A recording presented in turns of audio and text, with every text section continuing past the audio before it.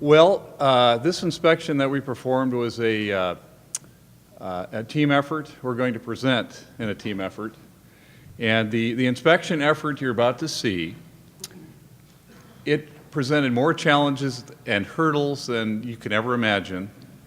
I can just say in 25 years of bridge inspection and inspecting a lot of timber structures, this was by far the most difficult to inspect.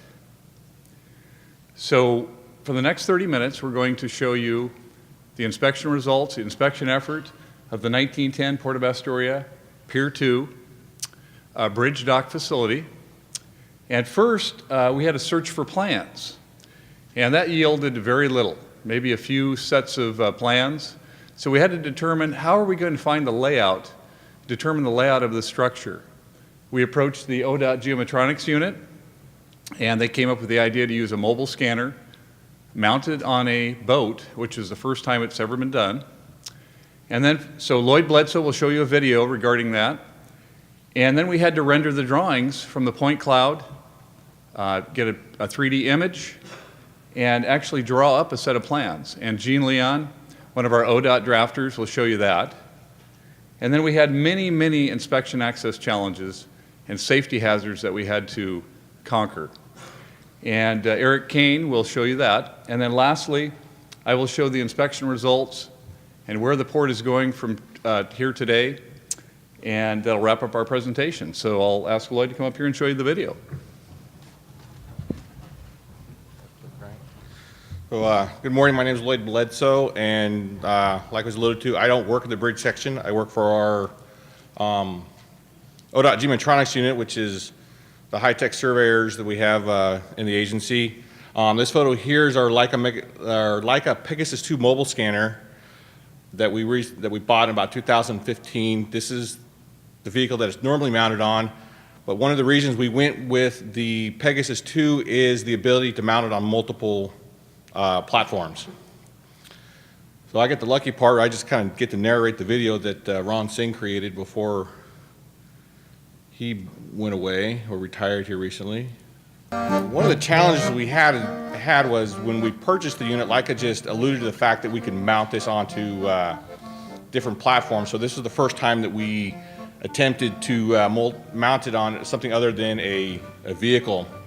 So the first step was to find out what boat that we could use to mount this on, and then figure out how we were going to mount it onto the boat.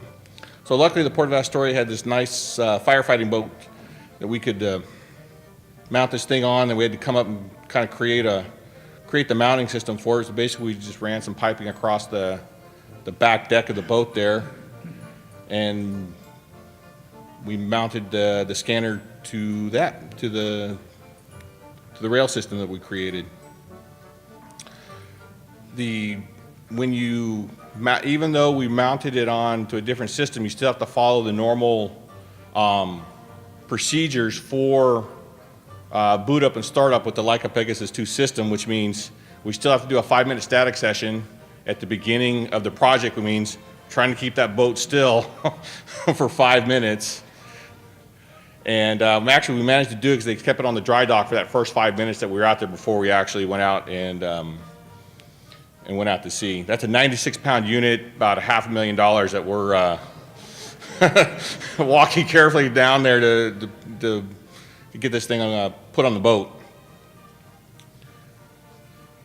So the OSU student was asked a question about the data collection and how much data that we collect. When I'm doing highway mobile scanning collection, I collect about 1 gigabyte of data per mile.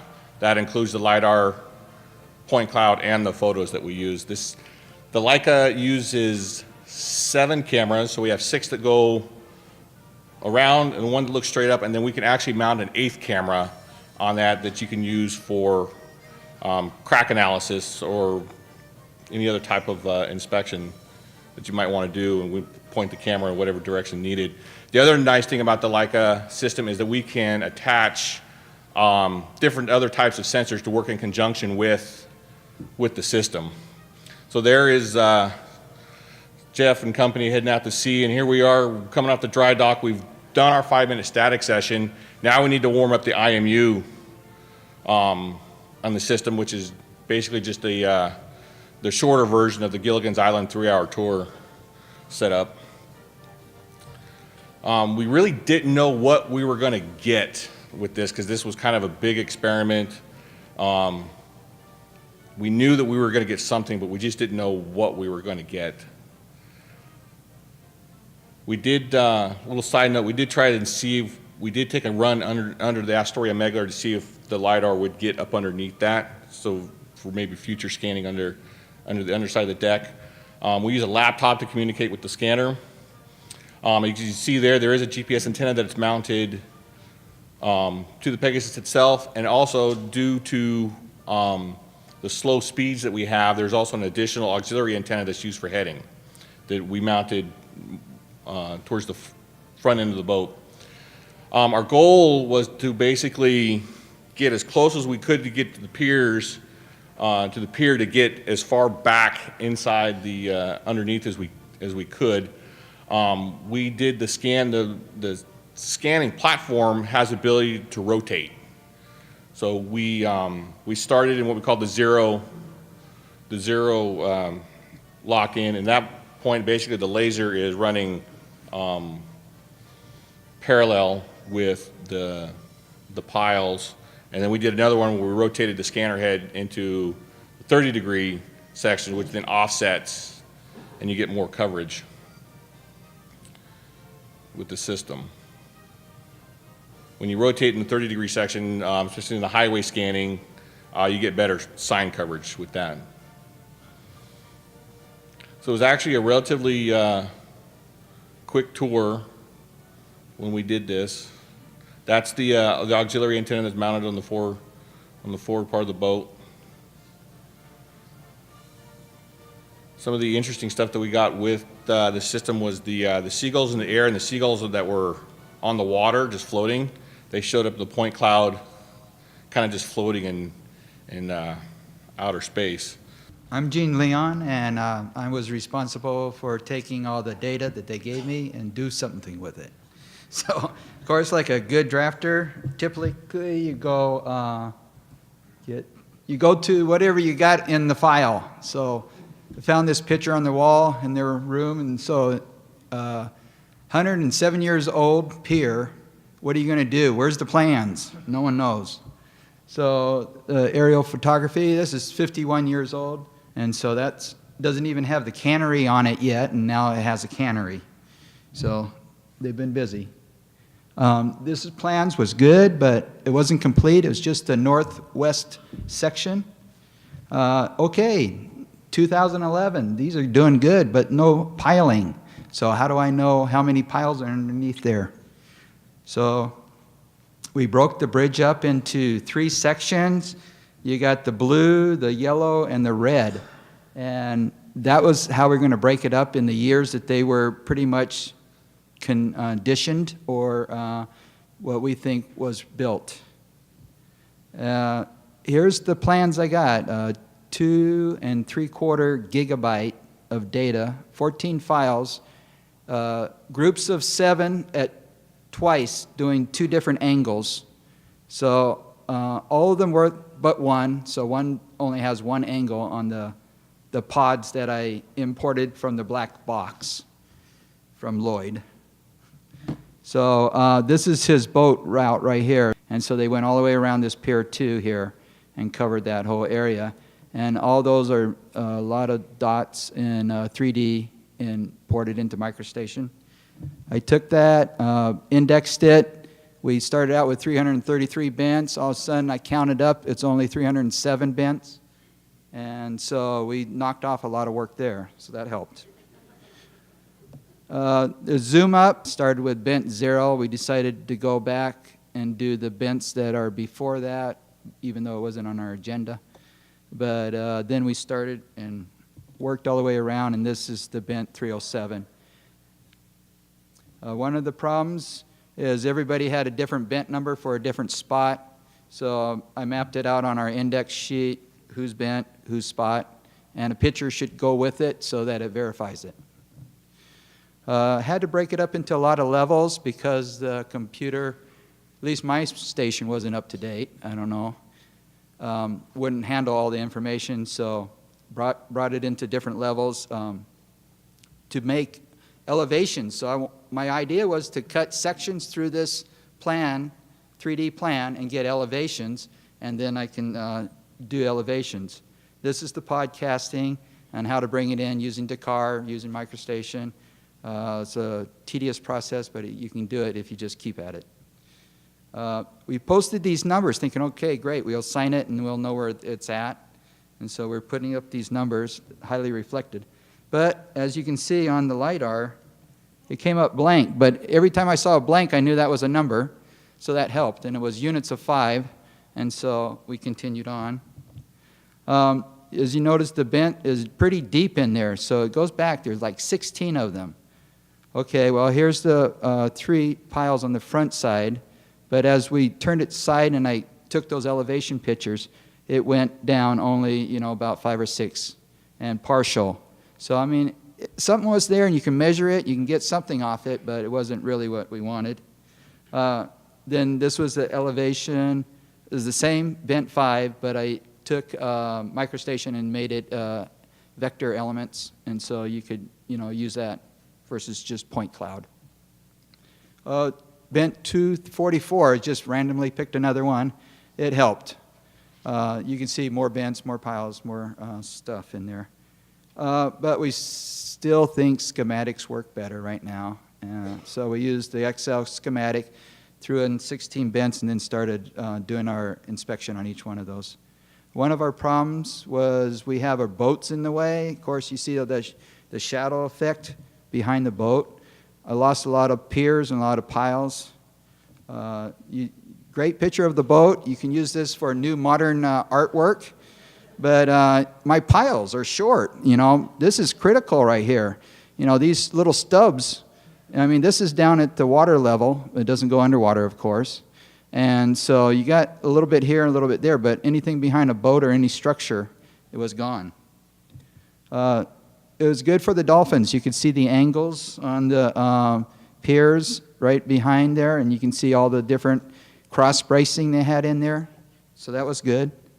You can actually see the barriers that we had to work around. This was a platform, and other places have flotation devices for boats to bump up on. Well, we couldn't get anything in there, and so this helped there. Okay, we came to the northwest corner pier. This is the complicated part. There's an ice house right behind there sitting.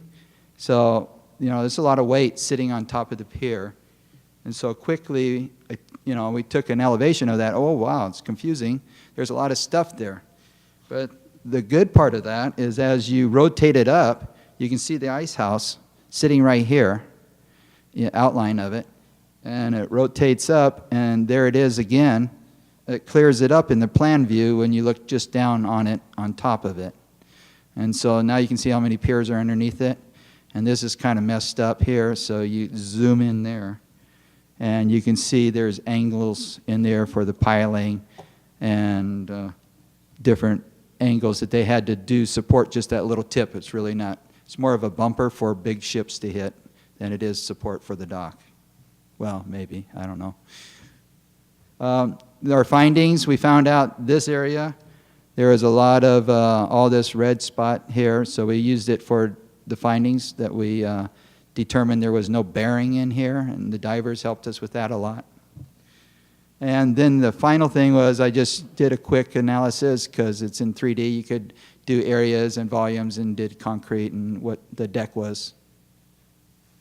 So now I'm going to turn it over to Erick, and he's going to talk about access into it and safety issues.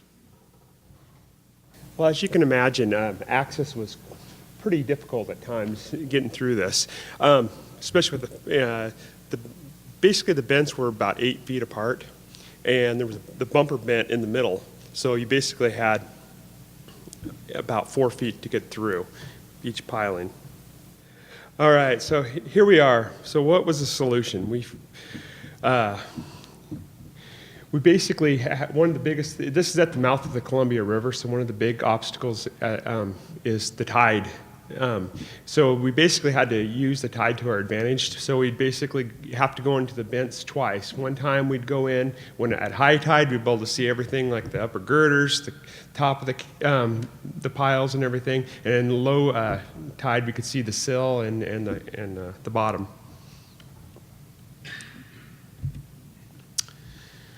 Some of the obstacles by land. Of course, the incoming tide. There was the tide could change by like about 7 feet, I think, and there was timber firewalls all about every 20 bents where you had to basically crawl underneath these firewalls to get up. There was large, loose riprap boulders underneath there that you basically had to walk on. There was gray water coming out of pipes. There was electrical cables hanging down that, we had no idea whether they were hot or not. And then, of course, there's a fish cannery above, which, the waste was quite interesting. Here's an example of what the electrical cables look like under there. More. Here's an example of the gray water. Well, and so how did we get between those? Well, I was tasked with trying to find the smallest boat that could hold 2 people and still put a motor on. So I found this boat. It's 4 feet wide and 8.5 feet long. We put a little 2.3 horsepower motor on it, and away we went. Some of the other obstacles by sea were the fishing ships, as Gene pointed out there. They were all over the place, and you had to not only, they were oftentimes docked right there, but they were also coming in and out from the Pacific. There was cross bracings in the way, which we had to use the tide to our advantage to get up and down and under. We found netting. We found, of course, there was fish remains. There was gray water, and just the fast-moving current, because that is the current is pretty strong through there.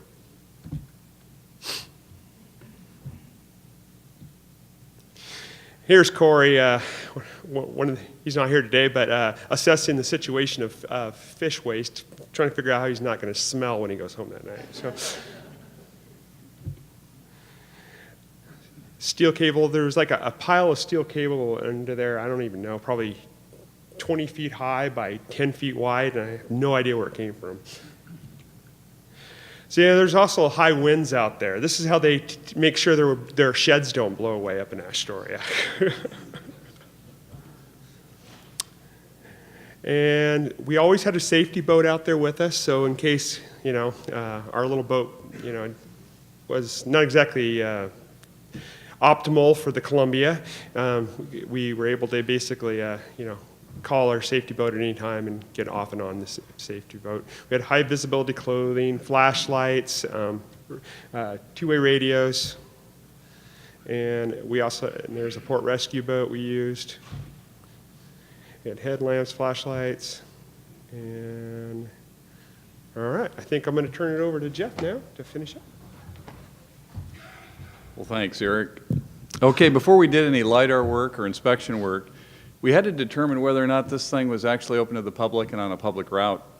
And so in July 2012, our road inventory unit did say that this was on a public route, that the port was receiving funds to maintain the structure. But I'll show you later that they really weren't maintaining the structure. So therefore, it was considered an NBI bridge. ODOT was responsible for ensuring it got inspected as per the 2005 NBIS regulations. So we entered into an interagency agreement. It was completed. Actually, that date I don't think is correct. The interagency agreement was completed a little bit later than that. But it took quite a bit of effort to convince the port that we were the good guys coming in and we were going to really help them out. So the initial above water inspection work began in September of 2016. And then we conducted follow-up inspections in January and September of 2017. And amongst those dates, the divers were coming in and also verifying bent numbering and also inspecting the substructure. So one of the things that when we first embarked on this inspection, as Gene mentioned, we didn't really know, we weren't entirely sure what was actually open to the public and on a public route. So we jumped in with both feet. We inspected from the southeast corner to the southwest corner, 2,500 feet of timber structure. And as he mentioned, the color scheme, the yellow is the NBI structure. And it's what we will continue to inspect every 12 months based on the findings. And the other structure, we will provide a one-time report to the port. So to get an idea of the magnitude of members that we were looking at here, again, we broke it up into 3 different bridge numbers, non-NBI and NBI. We looked at nearly 4,200 piles, 3,000 columns, 33,000 lineal feet of timber caps, 38,000 lineal feet of timber girders. With a Lidar measurement, it was interesting to look at Google and the Lidar measurement of 2,500 total lineal feet, or nearly a half a mile of timber structure. So this took significant coordination with the Port of Astoria to make this inspection happen until we could convince them we were the good guys. You know, they were saying, go away, go away. We had previously shut down a structure in Astoria that was the East Mooring Basin, and so they didn't want to see us again. So this created a lot of pressure for us to get this inspection done. And we also had to work with the fish cannery, as Eric mentioned. This is one of the busiest fish processing plants on the West Coast, with about $50 million in revenue a year. So again, busy fishing port. Log exports, several ships a week with about 6 million board feet of timber that was being sent out of the port. And the port would get $1 million for the lease for these ships to come in, $1 million a year. And then, of course, we had to hit cruise season. And we had at least 2 to 3 ships a day coming in, and that increased security concerns and also made the port just that much busier. So it was kind of a hassle in that respect. We met a lot of nice travelers, though. So our inspection team was ready to go each and every day. We knew that we were going to endure a fish smell. We were going to bang our bodies on slippery riprap, timber. We were going to develop Popeye forearms with the 4-pound hammer we were using to pound on all this stuff. And probably don't have time to share a story, but we have a lot of stories where that fish smell did not go away. And I mean, when we got our equipment and our coveralls in the van, nobody wanted to use that van again. So the first day of 3 weeks of inspection, basically it was 4 ODOT above water inspectors, 4 to 5 divers inspecting the underwater portion. We used 4 dozen cases of paint, 48 cans of orange paint to mark the significant findings. We had a flotation device initially that was great in calm water, but like Eric said, with the incoming tide and the storm surge, you could get 3 to 4 foot waves out there. We decided we needed something motorized. So some of the significant inspection findings: misalignment and settlement. I mean, so severe that we thought portions of this thing could collapse. We also encountered crushing and decayed timber caps. Crushing and decayed timber caps and corbels. Crushing decayed timber piles and posts. And then not only bearing loss, but missing members. On the left, you see no sill. On the right, you see issues where you just have no bearing under the sill.